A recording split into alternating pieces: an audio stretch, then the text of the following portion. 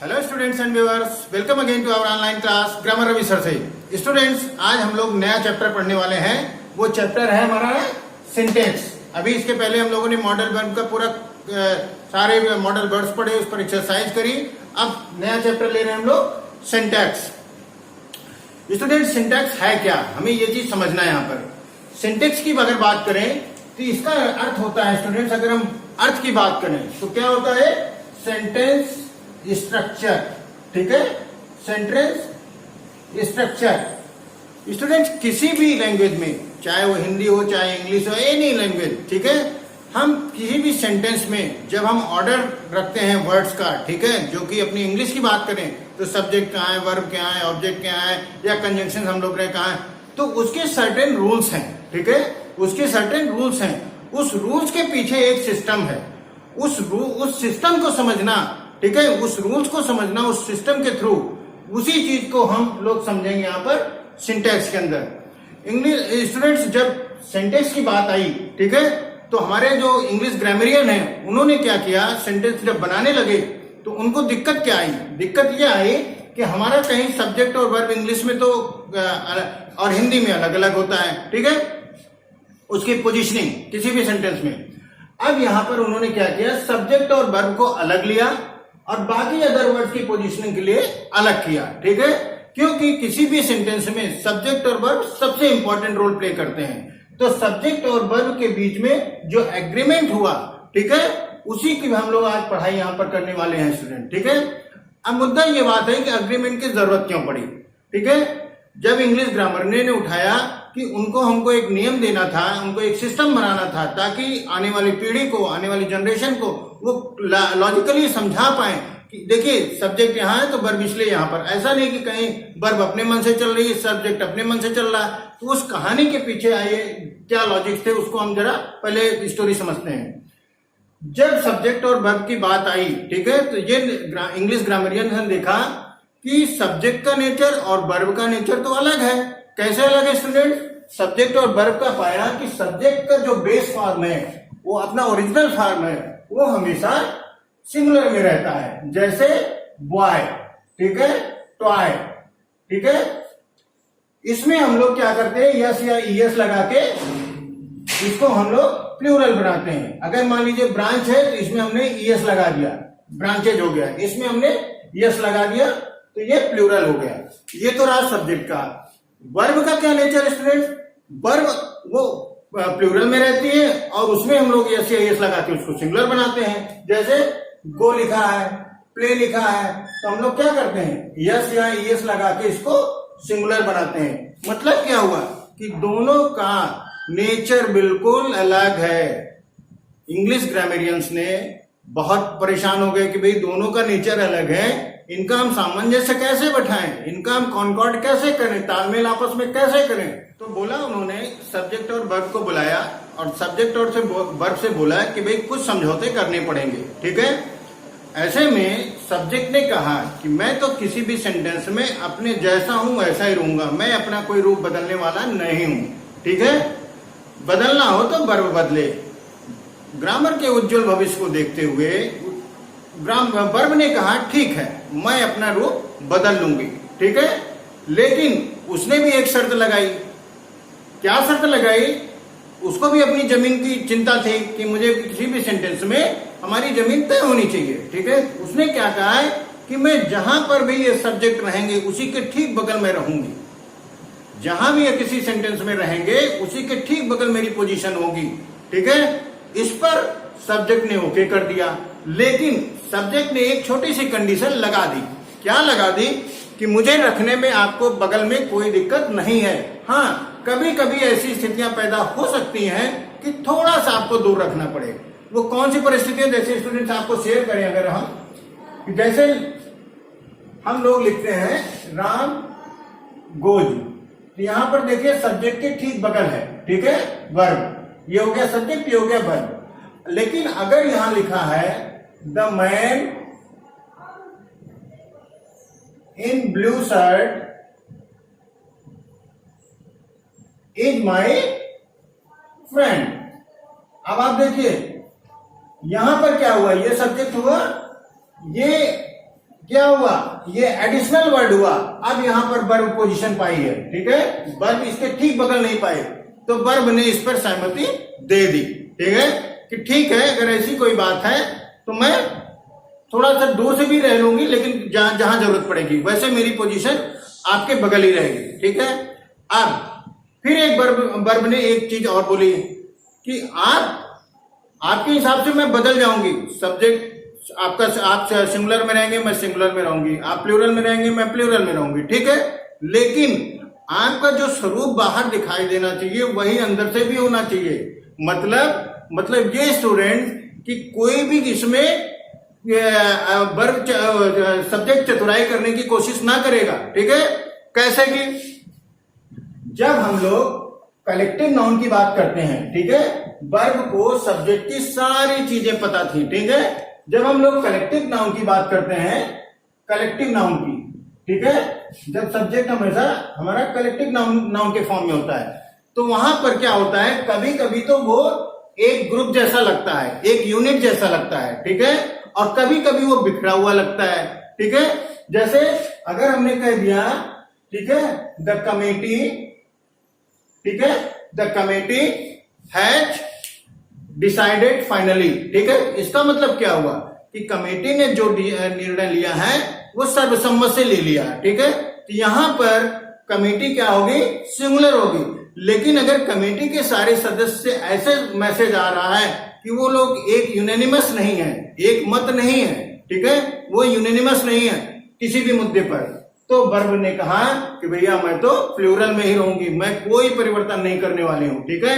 यानी आपका जो एक्चुअल एनालिसिस करने पर जो रूल आएगा, आप सिंगुलर में है तभी मैं सिंगुलर में आऊंगी, अदरवाइज मैं अपने ओरिजिनल फॉर्म में रहूंगी।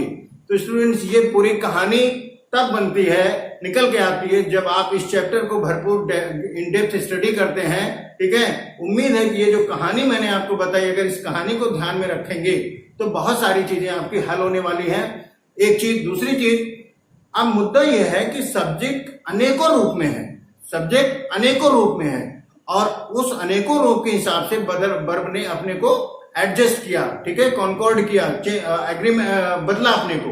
तो उसी को हम लोग स्टूडेंट्स इस चैप्टर में पढ़ने वाले हैं, कितने तरीके के सब्जेक्ट्स हैं, उसके हिसाब से वर्ब का क्या क्या रूप बदलता है। तो स्टूडेंट्स आइए जरा हम लोग समझते हैं, कुछ शुरू करते हैं, ठीक है। जब सिंगुलर सब्जेक्ट एंड से जुड़े हों, वैसे तो हम लोग सिंगुलर सब्जेक्ट है, सिंगुलर वर्ब हो गई, अब यहां पर क्या है, स्पेसिफिक है, जैसे Shiv and Jai is going to temple, एक सेंटेंस है Shiv and Jai is going to temple, दूसरा सेंटेंस है Aditya and Aditi are reading. जैसा कि वर्ब ने कबूल करवा लिया था कि जब आप अगर एक से अधिक एनालिसिस में आएंगे, प्लूरल में रहेंगे, तो मैं प्लूरल में रहूंगी, अगर आप सिंगुलर में जब प्रूव हो जाएंगे तभी मैं अपना रूप बदलूंगी, क्योंकि मैं उसका ओरिजिनल रूप हमेशा प्लूरल है। यहां पर स्टूडेंट अगर ये होता Shiv is going to temple, Jai is going to temple, तो सेंटेंस होता, उसमें कोई कंफ्यूजन नहीं था, सिंगुलर था, ठीक है। यहां पर क्या है, अगर हम इसको हिंदी में लें तो शिव और जय मंदिर जा रहे हैं, यही तो हुआ स्टूडेंट। अपने आप में स्पष्ट है कि शिव और जय दो हैं, ठीक है, दो अलग अलग व्यक्ति हैं, वो जा रहे हैं, ठीक है। तो यहां पर क्या हुआ, दो या दो से अधिक के लिए हम लोग क्या समझेंगे, सब्जेक्ट हमारा किस में हो गया, ये प्लूरल हो गया। इसका मतलब क्या हुआ, वर्ब को प्लूरल होना चाहिए, ठीक है। तो यहां पर वर्ब क्या है, सिंगुलर में है, तो ये सेंटेंस क्या होगा, ग्रामेटिकली गलत, ठीक है।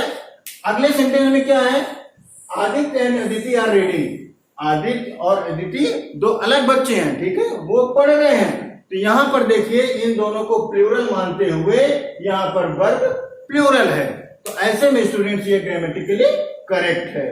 तो हमें ये सब्जेक्ट से निकालना पड़ेगा एनालिसिस करके स्टूडेंट कि वो वाकई सिंगुलर है क्या, अगर नहीं, या वाकई प्लूरल है क्या, उसके बाद ही हम लोग डिसाइड करेंगे कि वर्ब कैसे, और हर एक के पीछे हर एक सेंटेंस को एनालिसिस में डालेंगे आप, ठीक है। Only then you will decide कि वर्ब कैसे लगेगी, ठीक है। अगला क्या है, the officer and clerk has gone, ठीक है। यहां हाँ, जैसा कि वर्ब ने समझौता करा लिया था पहले कि आपका कोई भी ऐसा चरित्र नहीं दिखना चाहिए कि दिखे कुछ और हो कुछ और। स्टूडेंट्स यहां पर क्या है, जो भाव निकल रहा है, the officer and clerk has gone, इसका मतलब अगर हम लोग इसको ट्रांसलेशन में गए कि ये ऑफिसर और क्लर्क को ये पार्टिकुलर कर रहा है, ठीक है, द क्या कर रहा है, पार्टिकुलर, यहां पर कोई अलग से द नहीं लगा हुआ है कि the officer and the clerk, जैसा मैंने यहां आगे लिखा हुआ समझाने के लिए आपको, ठीक है। तो ये एक बॉडी को बताता है, एक ही आदमी है जो ऑफिसर भी है और क्लर्क भी है यहाँ पे, ठीक है। द ऑफिसर एंड क्लर्क है गॉन, तो उस हिसाब से यहाँ पर क्या हुआ, वर्ब सिंगुलर है, इसका मतलब एक बॉडी को अगर इंगित कर रहा है तो वर्ब हमारा सिंगुलर अगर हैज लगा है तो बिल्कुल करेक्ट है।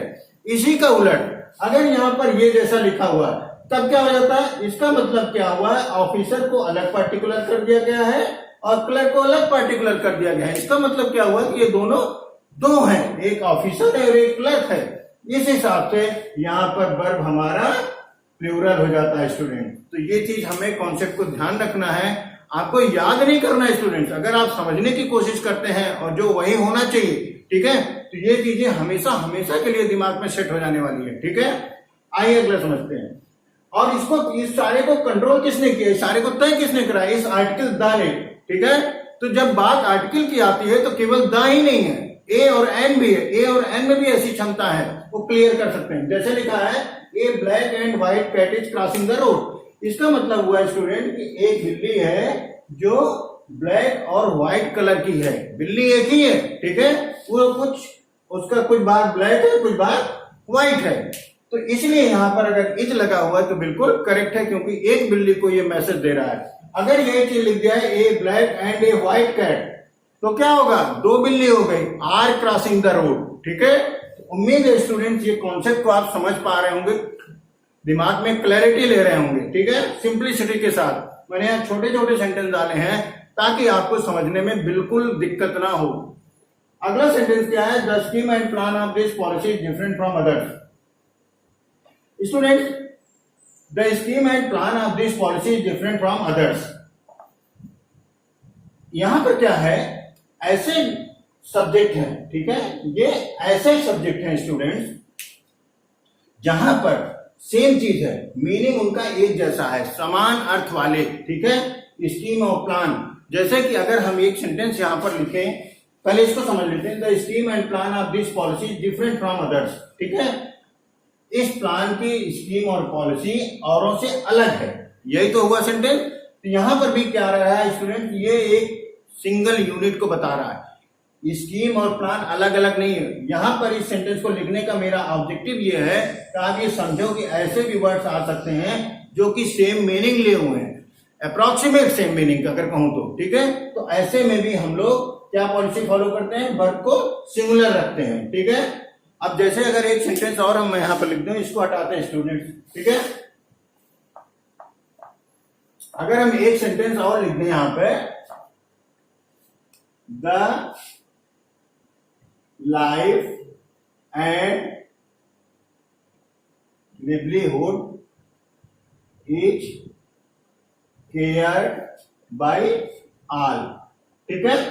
अब यहां पर देखिए, लाइफ और लिवलीहुड का आपस में एक जैसा कुछ मीनिंग निकलता है, जीवन है, जीविकोपार्जन का हमारा साधन है, लिवलीहुड है, अप्रोक्सीमेटली समान अर्थ वाले कुछ शब्द जैसे दिखते हैं, ठीक है। तो ऐसे में भी यहां पर हम लोग सिंगुलर वर्ब का यूज करते हैं स्टूडेंट, ठीक है। ये मैंने एक और सेंटेंस आपको दे दिया ताकि आपको कोई डाउट न रहे, ठीक है। Rama and sons are a famous shop for old books collection. Student, कभी कभी हमारे सामने ऐसे सब्जेक्ट्स आते हैं जो बिल्कुल एस जैसा लगा हुआ और प्लूरल लगता है, ठीक है। हमें ये जानना होगा कि वो प्लूरल है या सिंगुलर है। जब भी इस तरह के सेंटेंस आए स्टूडेंट, सब्जेक्ट आए, रामा एंड सन्स, मतलब क्या है, वो किसी एक दुकान का नाम होता है ना, जैसे मान लीजिए सीमा एंड टाटा एंड सन्स एक कंपनी, ठीक है। तो वहां पर क्या है स्टूडेंट, ये एक ही कंपनी है, एक ही यूनिट है, तो यहां पर ये जैसे लग रहा है ना सन्स, तो ऐसा नहीं है कि यस लगने से यहाँ पर प्लूरल जैसा कोई सेंस है, ये एक दुकान का नाम है, एक कंपनी का नाम है, एक बॉडी का नाम है, ठीक है। उसके हिसाब से यहाँ पर आर लगा हुआ है और ये गलत है स्टूडेंट। क्या होना चाहिए, सिंगुलर होना चाहिए। Rama and sons is a famous shop for old books collection. तो यहाँ पर क्यों इज होना चाहिए, आर नहीं होना चाहिए स्टूडेंट, जब भी यहाँ पर इस तरह का कोई वर्ड आए, ठीक है, जो एक यूनिट को एक्सप्रेस करता है, Rama and son, Deep and company, ठीक है, टाटा एंड सन्स मैंने बोला, तो वहां पर हम लोग वर्ब का सिंगुलर फॉर्म लेते हैं, ठीक है। My brother and my sister has या हैव रीच्ड, यहाँ पर स्टूडेंट मैंने ये लिखा है कि हमको ये चेक करना है कि है सही है या हैव सही है, ठीक है। यहां पर देखिए ये पॉसेसिव प्रोनाउंस, ठीक है, माई और यहां पर भी माई, ठीक है। वही कॉन्सेप्ट यहां पर जब दोनों सब्जेक्ट के पहले अलग से लगा हुआ है, इसका मतलब क्या हुआ, वो दो डिफरेंट बॉडी को बता रहे हैं, दो डिफरेंट पर्सन को बता रहे हैं, ठीक है। मेरे भाई और मेरे सिस्टर, क्या हो गया, जब दो हैं तो क्या हुआ, ये प्लूरल हो गया ना, तो यहां पर हैव लगेगा। लेकिन अगर यहां पर मान लीजिए एक सेंटेंस ऐसे लिखा है, ठीक है, अगर एक सेंटेंस ऐसे लिखा है, my friend and landlord, Lord, ठीक है, हैज या हैव क्या होगा, कम, ठीक है। यहां पर देखिए एक ही पॉसेसिव प्रोनाउन है, ठीक है, तो ये क्या कर रहा है, इस पूरे को रिप्रेजेंट कर रहा है, यानी उसका फ्रेंड ही उसका लैंडलॉर्ड है जो कि आया हुआ है, ठीक है। तो जब एक सिंगल कोई यूनिट बता रहा है तो ये क्या यहां पर लग जाएगा स्टूडेंट्स, हैज लग जाएगा, ठीक है। अगला क्या है students, needle and thread are always required in a home, needle और थ्रेड की हर घर में जरूरत पड़ती है, ठीक है। ऐसे सब्जेक्ट स्टूडेंट्स जो प्रचलित रूप से एक साथ यूज होते हैं, ठीक है, एक साथ यूज होते हैं, बिना उनके दूसरे के अधूरापन सा लगता है, ठीक है, वहां पर हम लोग वर्ब को सिंगुलर यूज करते हैं, उसको एक सिंगल यूनिट मानते हैं, ठीक है, one unit at a time, ठीक है। यहां पर क्या है, जैसे सुई धागा अधूरा है एक दूसरे के बिना, ठीक है। ब्रेड एंड बटर बहुत जगह आपने किताबों में पढ़ा होगा, ठीक है। यहां हम लोग क्या करते हैं, कढ़ी चावल, दही जलेबी, कुर्ता पैजामा, ठीक है, पैंट शर्ट, ये सब एक के बिना दूसरा अधूरा है, ठीक है। ऐसे सब्जेक्ट जब आए तो वहां पर हम लोग बेधड़क उनको सिंगुलर यूज होना चाहिए नाउन, और अगर ये यार यहाँ पर लिखा है तो ये गलत है और ये होना चाहिए एज स्टूडेंट्स, ठीक है। तो स्टूडेंट्स इसके अलावा बहुत सारे सब टाइप के सब्जेक्ट्स हैं जिसको हमको पढ़ना है। उम्मीद है कि इस चैप्टर में हमने जो स्टार्ट लिया है, 2, 4, 6 जो वीडियो जो भी जरूरत पड़ेगी हम पूरा आपको कॉन्सेप्ट क्लियर करेंगे। हमें ये नहीं समझना है रूल्स किताबों में लिखा है, रूल्स के पीछे के जो लॉजिक हैं उस लॉजिक को डिजाइन करने लिए मैं कॉन्सेप्ट क्या एक्सेप्ट किया गया, ठीक है, ग्रामेटिकली उसको हमें यहाँ पढ़ना है ताकि आपके दिमाग में परमानेंट चीजें हो जाए। Thank you students.